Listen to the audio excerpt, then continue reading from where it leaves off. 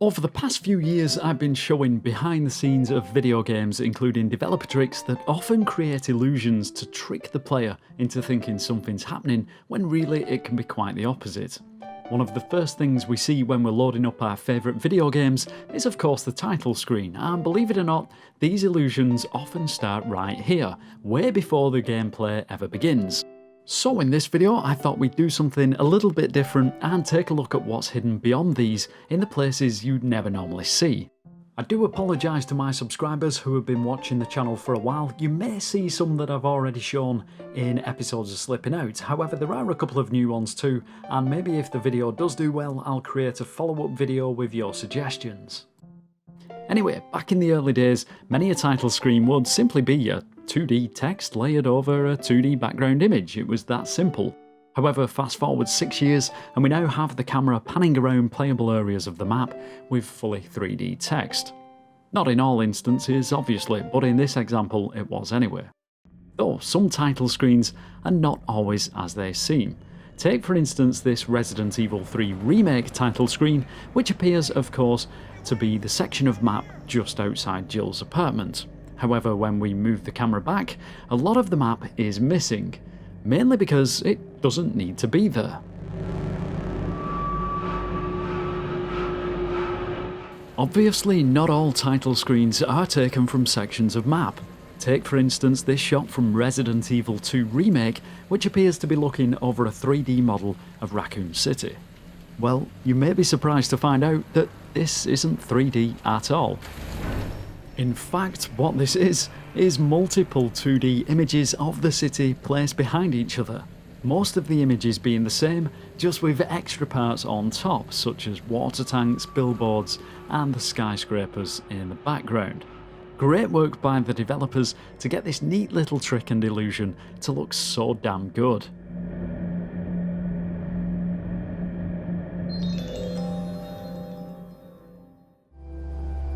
One of my favourite title screens I looked at whilst creating this video was from The Last of Us, mainly due to it being so simple. It's a window and a wall, but yet it's so effective. It feels almost like it has its own nested story to tell. It's definitely one that I was curious to check out, just to see if there was any more to it. Unfortunately, as you can see, it's just a rather large wall. However, one thing we can look at is the scenery beyond the window, and it appears to be a 2D image of Pittsburgh, similar method to that of the Resident Evil 2 title screen. And just in case you were wondering, yes, the bird you see fly past the window in the background is also 2D. So is there anything out there on this title screen to make it worth including in the video?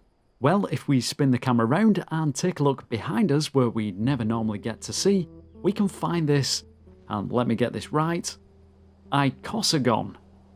I have no idea why it is here, but the reason I wanted to include it in the video is just in case one of you out there does know.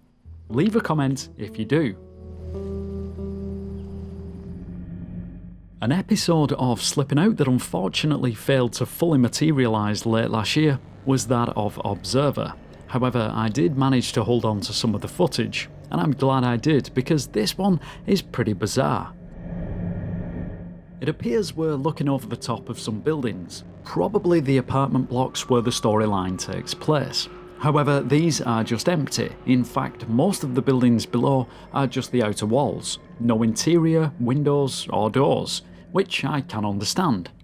However, one thing I can't understand is, take a look at how high the walls in the background go. It's crazy to think that from the normal camera angle, we only see a small fraction of these.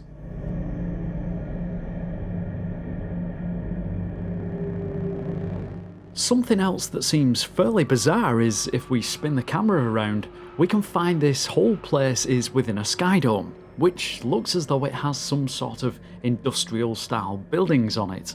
Not that you would ever know it's here, and I don't remember ever seeing this during the normal game either. Although, maybe someone can confirm this. The main thing hidden behind the scenes on this title screen is this block, which normally can be seen shining through the walls. but to be placed behind the camera, too far it seems to be casting any of its light over the buildings, does appear to be rather peculiar.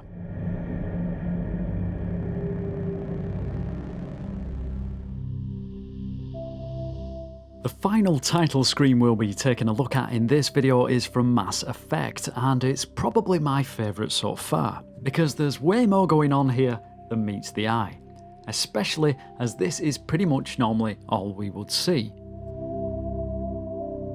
If we go ahead and pan the camera around and also tilt it up, way above us in space we can see this floating object.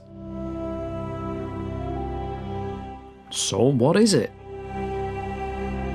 Well, I can't be 100% sure on this, but it certainly seems to be some sort of testing area for the characters. Kinda like a mini assault course that developers can use to test character movement and animations, such as ducking and running between objects. It also just so happens that hidden in the corner is a model of our main character, Shepard. Then stood on top we have some more models of Shepards, male and female, which I guess may be used at different points during the character selection screens. The thing that surprised me most about all of this is the scale of the different objects. Just so you get a rough idea of what I'm talking about, here's how far away the platform is from the planet. Now, whilst the moon is fairly large in the normal camera shot, if we zoom out, we can get a good idea of just how small it actually is compared with the planet.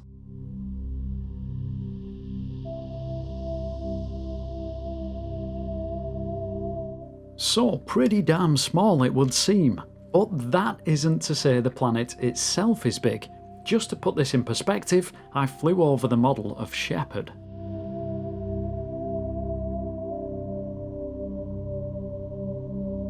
And here he is. So whilst the moon is tiny in comparison to the planet is still incredibly small. However, whilst looking at the normal title screen, you wouldn't really guess just how small these are. What an amazing optical illusion created by the developers, and on that note, that just about wraps things up for this video. As I said in the beginning, if you did enjoy the video and would like to see more, let me know in the comments. Maybe you have a suggestion of your own for a title screen you'd like me to look at. If you do, feel free to come and visit either my Discord or Twitter and post your suggestions. I'll certainly do my best I can to take a look at them. Thank you as always to my patrons and members, you guys are awesome, but that is it. Until next time, take care people.